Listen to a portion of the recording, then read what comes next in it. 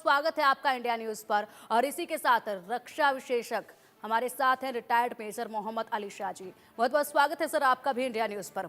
अरविंद जी, सबसे पहले आपसे जानना चाहेंगे, बांग्लादेश और कितना गिरेगा? मोहम्मद यूनुस, जिसको नोबेल प्राइज से सम्मानित किया गया, उनके राज पे जिस तरीके से कृत्य अब तक हुए, अभी तक यहाँ पर आगजनी की जा रही थी, लोगों को मारा जा रहा था, लेकिन अब जो घटना हुई है वाकई में वो न केवल बांग्लादेश को बल्कि पूरी दुनिया में शर्मिंदगी का बायस बन चुकी है। 52 साल की महिला के साथ रेप किया गया, महिला ने शर्मिंदगी की वजह से आत्महत्या कर ली। उनके बेटे ने जो बयान दिया है उससे सोचिए किसी की भी रूह कांप जाए। एक बेटा कह रहा है कि मेरी माँ ये बर्दाश्त नहीं कर पाई और उसने आत्महत्या कर ली।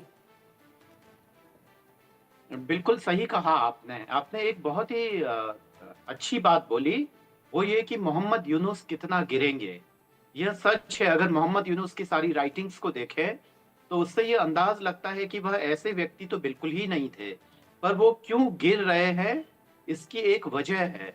वजह ये है कि दरअसल ज़मीनी स्तर पर उनकी कोई पकड़ नहीं है और जो कुछ अराजकता है, जहाँ शासन-प्रशासन कहीं दिखाई नहीं दे रहा है, वहाँ के नौकरशाह डरे हुए हैं।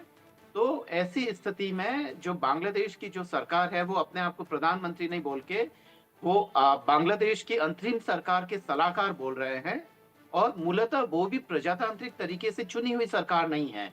कोई भरोसा नहीं है कि अगर आज बांग्लादेश में इलेक्शन होते हैं, तो खालिदा जिया वापस आ जाए, सत्ता में बैठ जाए।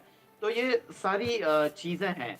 पर ऐसे में मोहम्मद यूनुस ये सब देख रहे हैं, इसके पीछे जो मुझे इसकी मूल वजह लगती है, वो ये है कि मुझे ऐसा लगता है कि अभी यूनुस साहब की जो राजनीतिक महत्वाकांक्षाएँ हैं, वो खत्म नहीं हुई है। आवाज आ रही है? जब पिछली बार वो सरकार के खिलाफ इलेक्शन लड़ना चाह रहे थे, तभी दरअसल शेख हसीना सरकार ने उनके ऊपर बहुत सारे केस किए थे, उन्हें जेल में भी डाला था और उससे वो फुर्सत पाकर चुप बैठे थे। पर अब मौका पाकर, जबकि वह बांग्लादेश की सत्ता पर काबिज हो गए हैं, वो सारे काम कर रहे हैं जो कि एक निर्दयी सरकार करती है।